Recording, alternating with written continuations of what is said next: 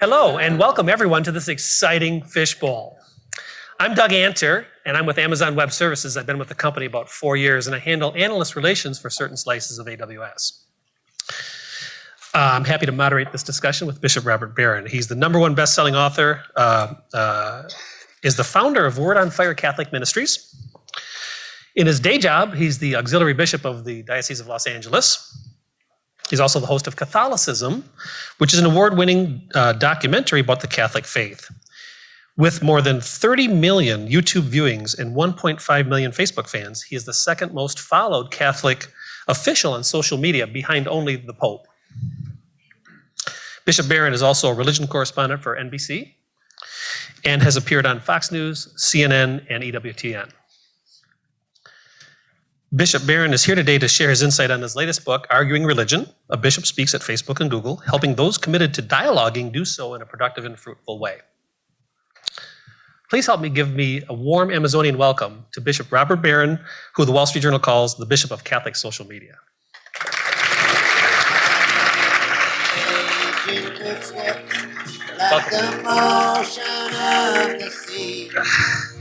Welcome to Amazon. Bob Dylan, I can do it. You like that? Yeah. What's that song? What's the name of that song? There's Every Grain of Sand, I think, which is, I think, his greatest religious song. I'm a big Bob Dylan fan, so they wanted to have a song with Bob's as I came up. It's your walk-up music. Yeah. I like it. Well, let's get right into it. For those who don't know, what does it really mean to be the auxiliary bishop of Los Angeles? Well, the really big archdioceses like, New York, Chicago, LA, the bishop can't do all the work himself. So we have 5 million Catholics in LA. So in the big dioceses, they'll often give what they call auxiliary or helper bishops. So I'm in charge of one of the 5 pastoral regions of LA. I'm in charge of Ventura and Santa Barbara counties. So I'm a helper bishop. I do the work of governing and teaching and sanctifying that a bishop does, but under the aegis of the archbishop. Well, so one does not grow up, I'm assuming, correct me if I'm wrong, wanting to be the auxiliary bishop of Los Angeles.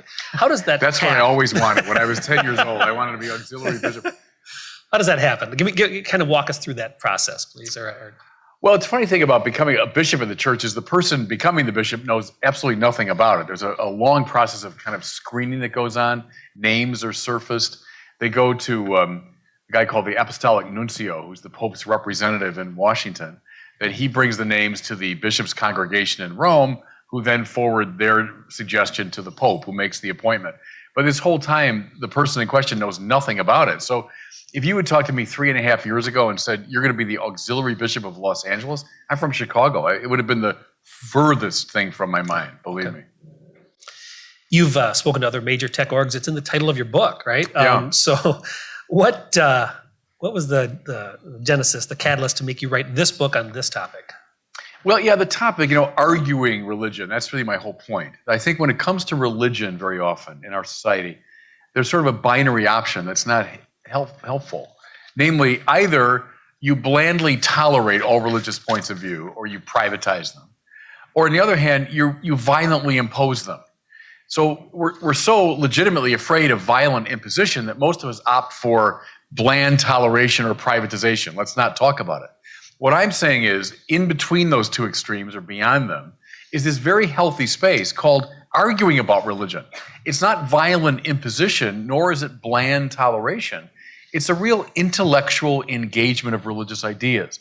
And see, I've done a lot of work for the past about 20 years in social media.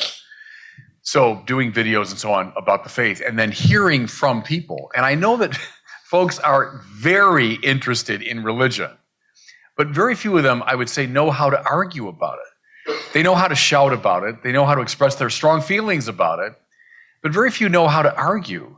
And I think that's the space we ought to move into. It's a much healthier space than either bland toleration or imposition. Well, let's talk about that word argue, right? It's a potent word, right? Yeah. It's not discuss, it's not debate, it's argue, right? Can you fill us in a little bit why you chose that word? I did, see, for this reason, that on the one hand, argument is a nonviolent thing. If you're willing to argue with someone, make an intellectual case, it means you're not trying to impose, you're not trying to throw them in prison, you're not trying to use the secular arm to discipline them. You're saying, no, I want to engage you. There's something nonviolent about it. At the same time, as opposed, for example, to merely discussing, argument assumes there's something at stake. That I think something is true, and I think you should find it true as well.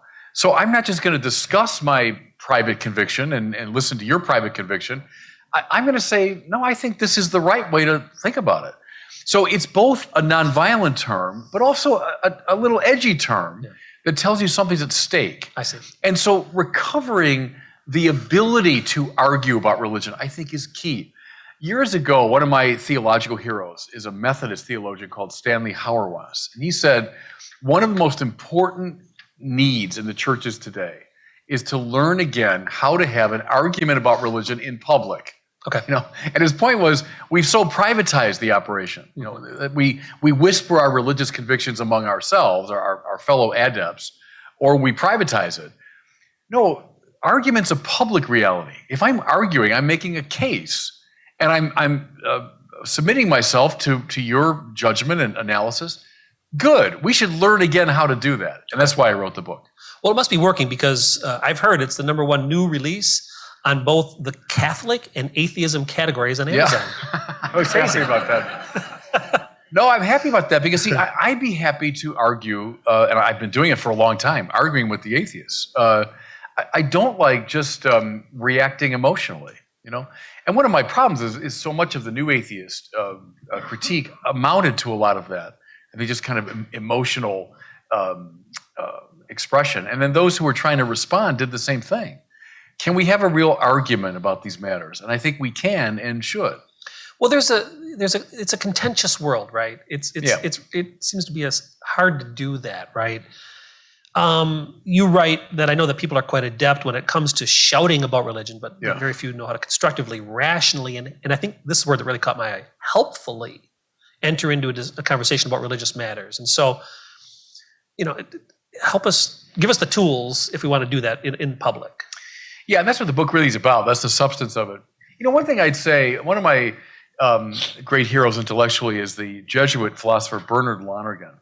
Lonergan was a priest, philosopher, but he was also a mathematician and a scientist at a pretty high level, and wrote on epistemology, so the whole philosophy of how we know, right? Lonergan said, any rational person on any subject, if he or she submits to these 4 criteria, will do okay. Namely, he said, be attentive, be intelligent, be reasonable, and be responsible. Now, here's what he meant. So this is anyone. You're talking about physics, about psychology, about botany, about religion. Be attentive. What's there to be seen? Don't selectively perceive. See what's there to be seen. Open your eyes and your ears. What's out there? What are the data, right? Second level, be intelligent. And see, for Lonergan, that meant seeing the form, looking for patterns of intelligibility. Think of a scientist here forming hypotheses, right? So here's a phenomenon. Well, what is that? What causes that? What might that be? Well, it could be this, could be that. You form hypotheses. That's called intelligence. An awful lot of people in every area of life, they might be attentive to the data, but they're not very intelligent about it. They don't form hypotheses. But then a third level, and here's where argument really comes in, Lonergan says. The third level is what he calls reasonability. Be reasonable. Okay. That means make a judgment. Which of your bright ideas, so there's all kinds of possibilities, all kinds of hypotheses, which of your bright ideas is in fact the right idea? This is the moment of judgment. And see, judgment, think of our word decision. When I make a decision, that's related to a Latin word meaning to cut. Right? Because it means you're cutting out certain possibilities and saying, no, this is the way to understand it. Be reasonable. And then finally, he says, once you've made that judgment of what's the truth, be responsible. Live in accord with that judgment. If those 4 imperatives are in place, and I agree with him here, any reasonable person should be able to talk about any subject, including religion. That gets touchy sometimes on certain topics. You mentioned some of the challenges of the church that are sensitive, and that cause a wide range of emotions. How do you navigate a conversation about a very public concerns, such as, for example, abuse by leaders of the church? Yeah, well, because that's a huge issue, and you're right that it gets in the way very often of doing what I'm suggesting. Yeah. To have a real religious argument when we're going through a time of of corruption in the church to a degree. The sex abuse crisis has hovered over the whole of my priesthood, basically. I was ordained a priest in 1986. And in Chicago, where I'm from, the first wave of the crisis hit in the early 90s. I mean, so most of my priesthood has been under the cloud of the sex abuse scandal. And I get people's frustration and anger about it. I'm frustrated and angry about it. What should the church do? Be as transparent and clear and honest as possible, address the issue as forthrightly as we possibly can at all levels. The perpetration, the cover-up, all of it. So, I mean, that's what I want. That's what I want. And I think that's what the vast majority of bishops and priests in the country want. But sure, it can obfuscate the possibility of having a real discussion about religion if people's understandable feelings are in place about it. So we have to deal with it. But something else I would say, Doug, is St. Paul's famous distinction. When Paul says, we hold this treasure in earthen vessels. And this is the ancient church now. This is Paul's church, founded in the mid-first century.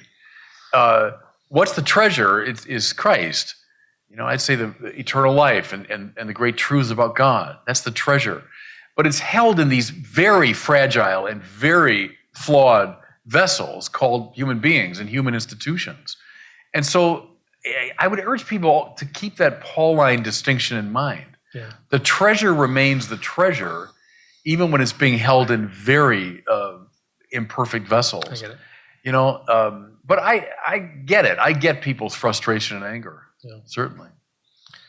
You mentioned that faith and reason are not opposed. Can you help us, if you'll pardon this expression, unpack that? How can we benefit from that statement?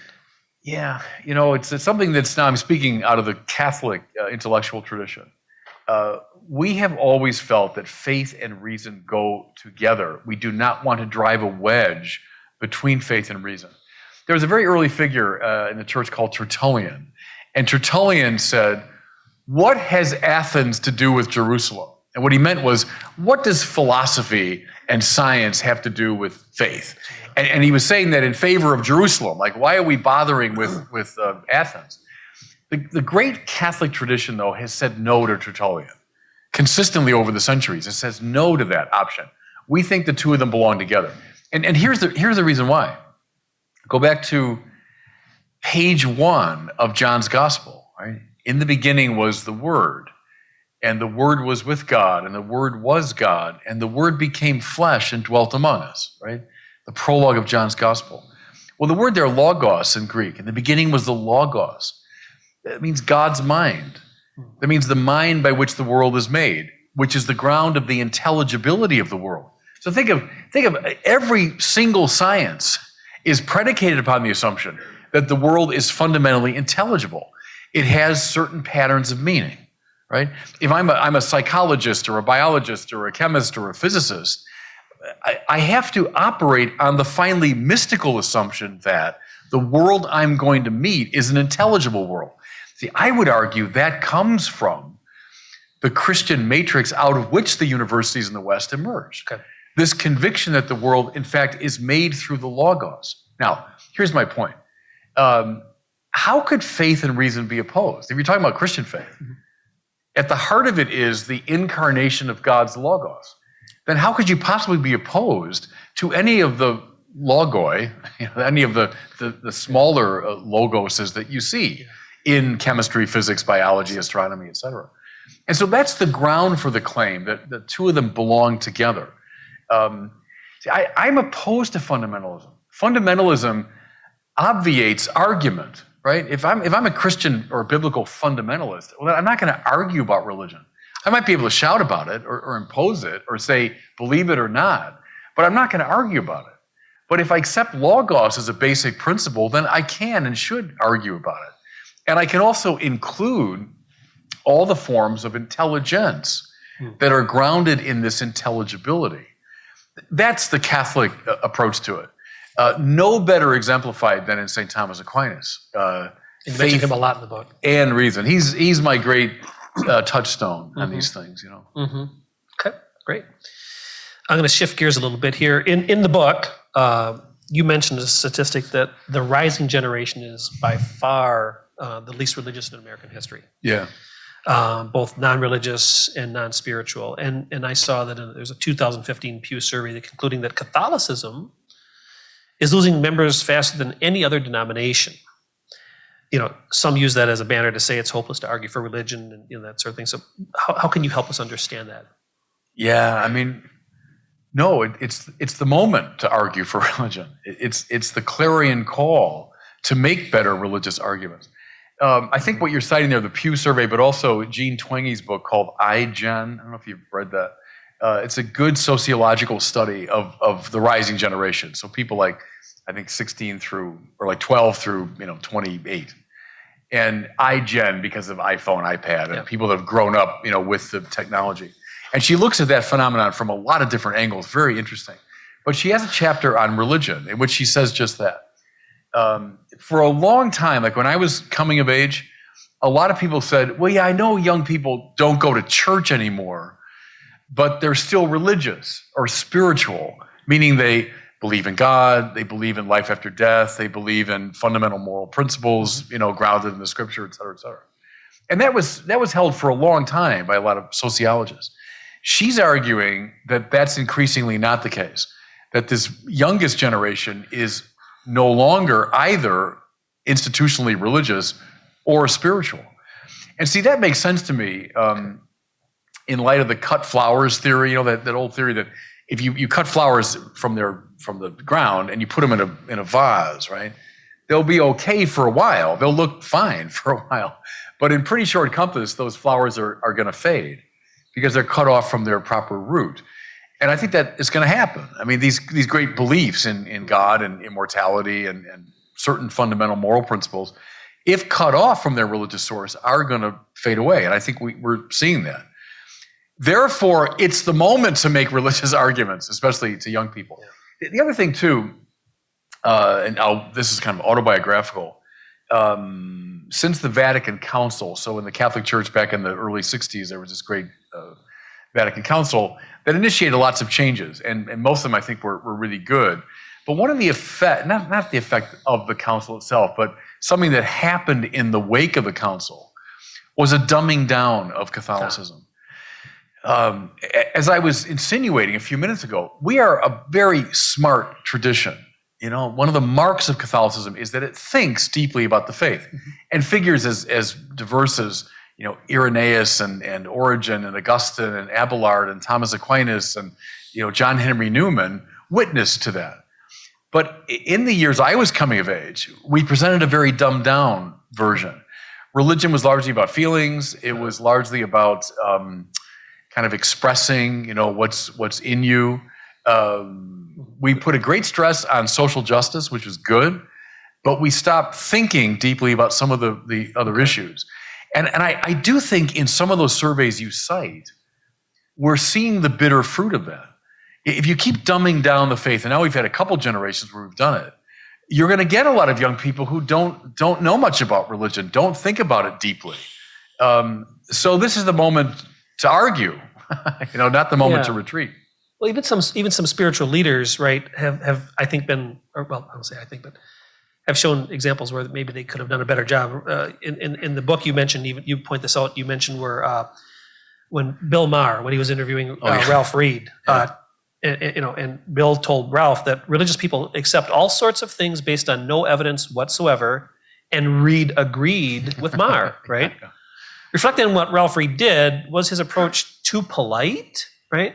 And how does that politeness factor in, right? Are we too polite? Yeah. Are people of faith too polite? No, that scene you mentioned, I do discuss in the book because it's a bit of a guilty pleasure for me. I do watch Bill Maher's, real time. He's one of the fiercest critics of religion on the scene, but I find him entertaining, and I watch his show. So this night, Ralph Reed, the political commentator was on, but he's also an evangelical Christian, and that was exactly the exchange. I'm watching it, and I have the remote in my hand, and Bill said, "Well, you're a man of faith, which means you accept a lot of."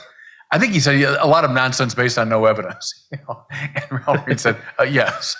I wanted to throw the remote at the screen. I mean, because that's precisely what faith is not. In other words, from now my Catholic perspective, faith is not accepting things on the basis of no evidence. As I was just arguing, it's not opposed to reason. It's not infra-rational, right? What's below reason, that's superstition, or it's credulity, or it's naivete, or whatever.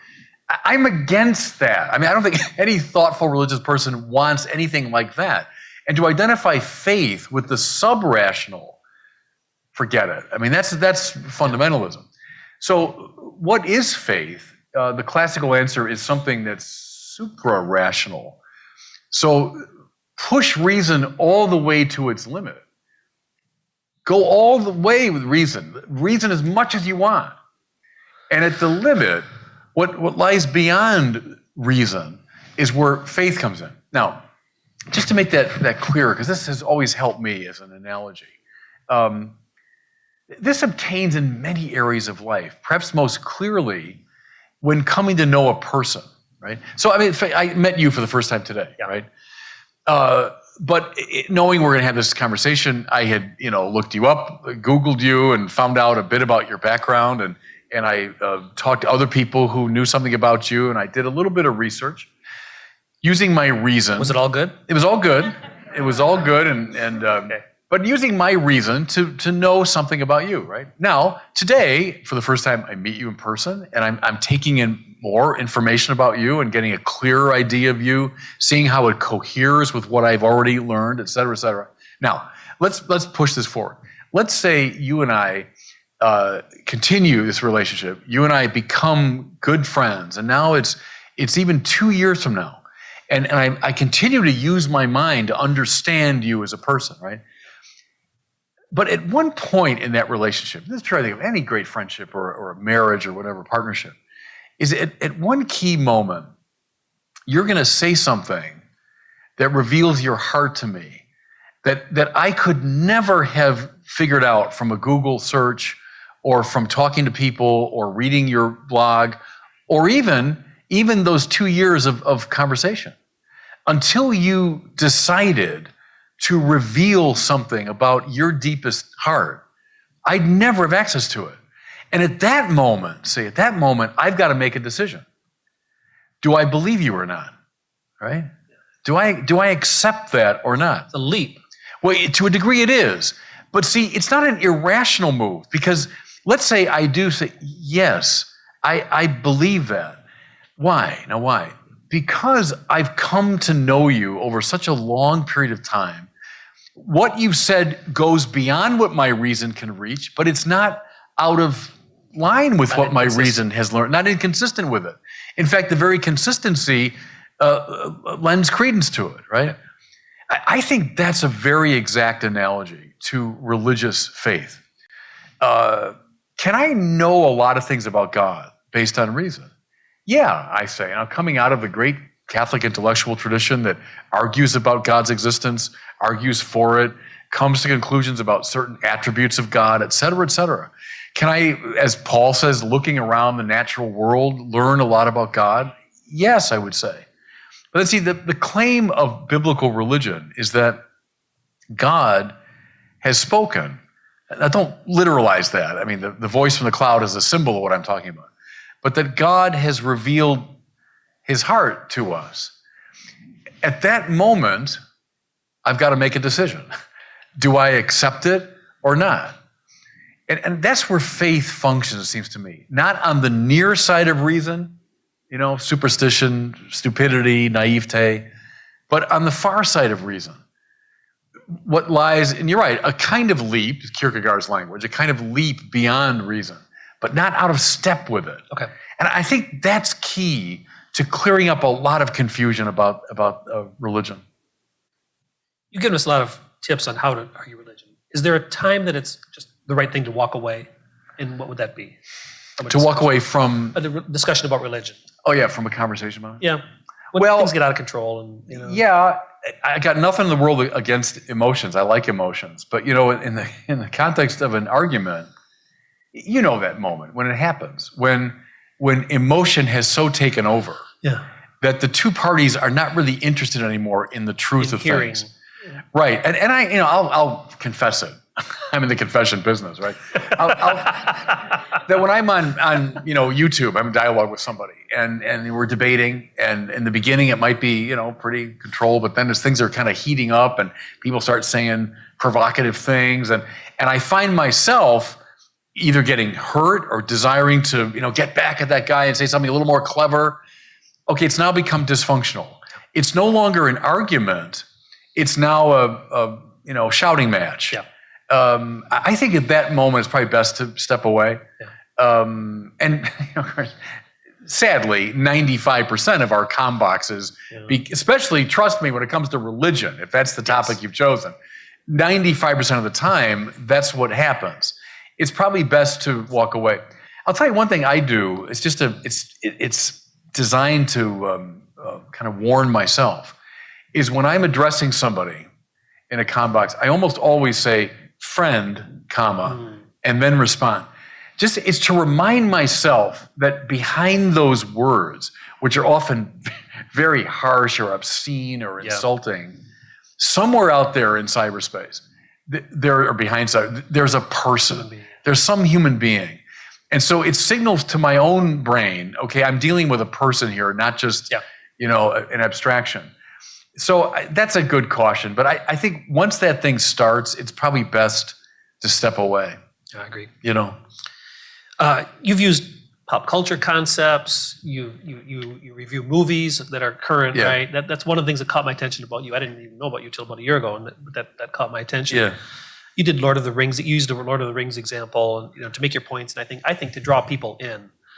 How effective has this whole pop culture approach been for you? Impactful to people who follow you.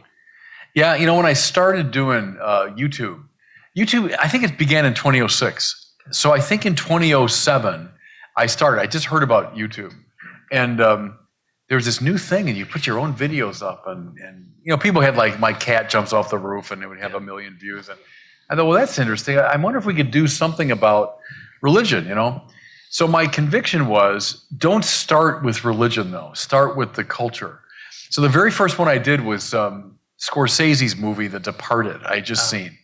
And I thought, let's reflect a bit on the role of evil, because like Nicholson's character, remember, is kind of like a devil character, and then the way he influences. So I just sort of took that as a starting point and did it. And in those early days, I had we just put it up on YouTube, and I remember thrilled when we got 100 people watch the video. I was thrilled, My mother watched it. I was delighted. So that became a conviction of mine, to begin more with the culture than with the content of the faith, but to draw people toward it. Now, my inspiration there was from the church fathers, so the ancient church. They used a phrase I love, the semina verbi, which means seeds of the word. So again, remember Logos, right? Yeah. If Christ is the Logos, then any Logos, small l, is going to reflect him or lead back to him or be connected to him. So the sciences, that's true. Philosophy, that's true. But also the arts, are a form of Logos that can lead us to the Logos. So the seeds of the word are everywhere. And that's a deep conviction of mine, that Christianity, which has played such a huge role in the formation of Western culture, even though in its sort of integral form, kind of blew up for different reasons, but its pieces are all over the place. And they pop up, sometimes surprisingly, in the culture, both high and low. So part of my strategy has been to find those seeds of the word and say, hey, look, like, for example, you mentioned Lord of the Rings, but Gran Torino, the Clint Eastwood movie, which I saw when it came out, and I just knew, get off my lawn, and there's this. But man alive, there's no better, in my judgment, there's no better presentation of what they call the Christus Victor theory of salvation than that movie. That's an ancient theory that Christ has, by his sacrifice, exposed the powers and disempowered them. Watch that movie again with that in mind, where Eastwood is clearly this Christ figure who gives his life. Remember, as he lies dying, he's in the attitude of the crucified Jesus with the rosary in his hand. Having sacrificed himself, And in that process, exposing the wicked figures and thereby liberating this kid that he was trying to liberate. That's precisely the logic behind the church fathers as they looked at the cross of Jesus. So I watched the movie thinking, well, how about that? And raced home to do a video on it because that's certainly a seed of the word. It was made in my hometown, Detroit. That's right, Detroit. Yeah.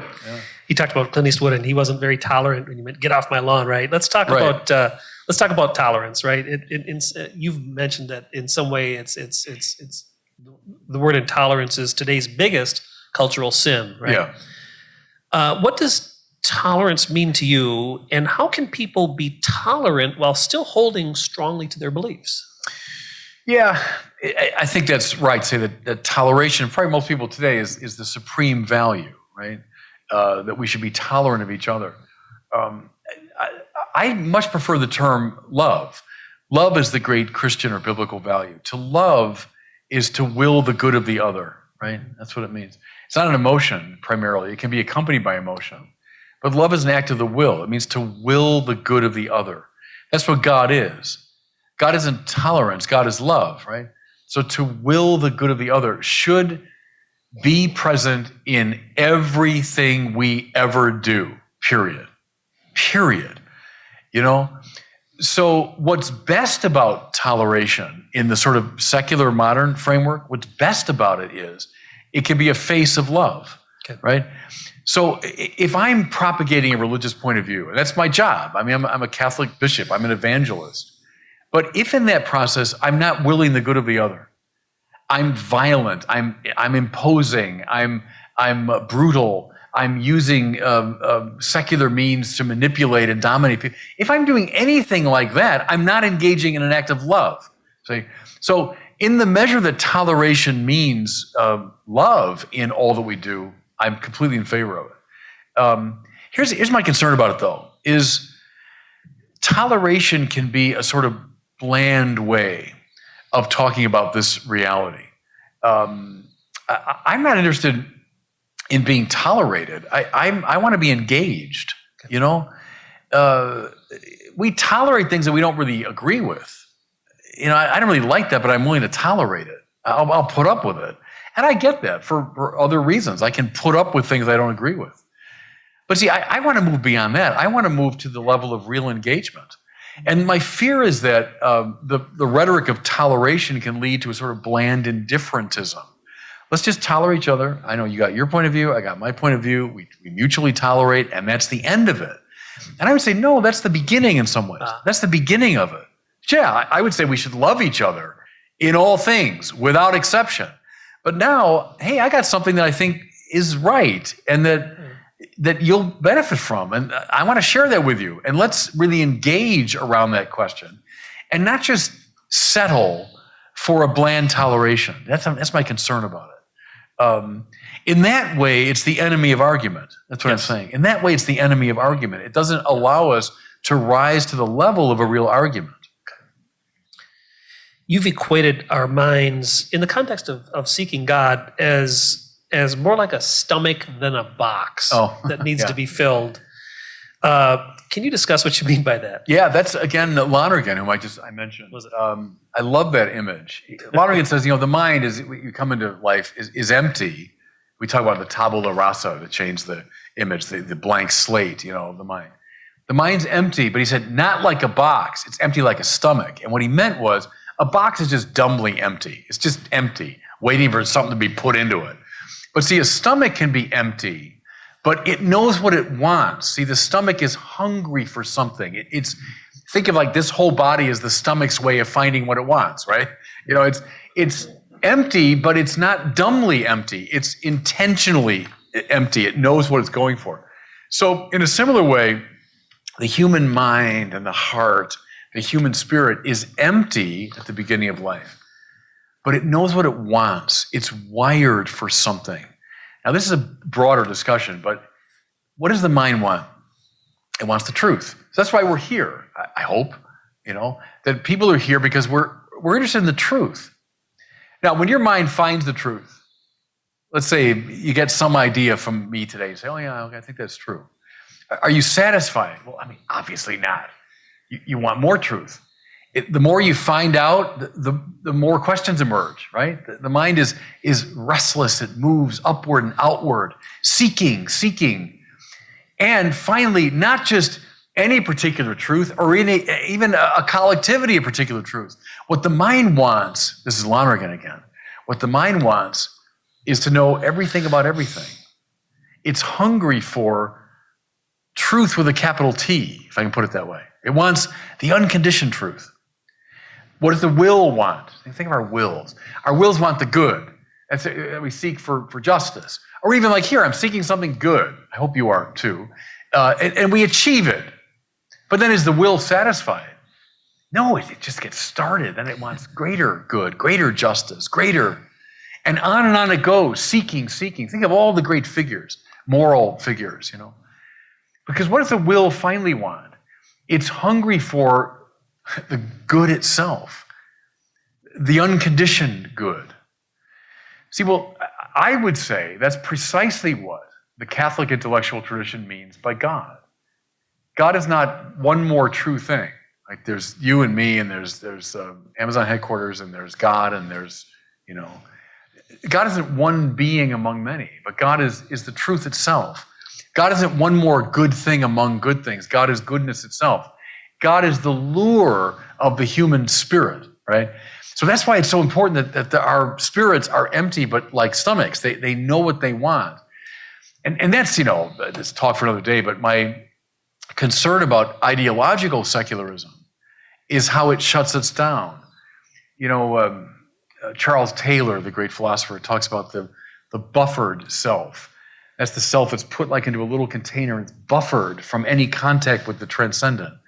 And I'm speaking now out of the Catholic tradition to say that does great damage to us.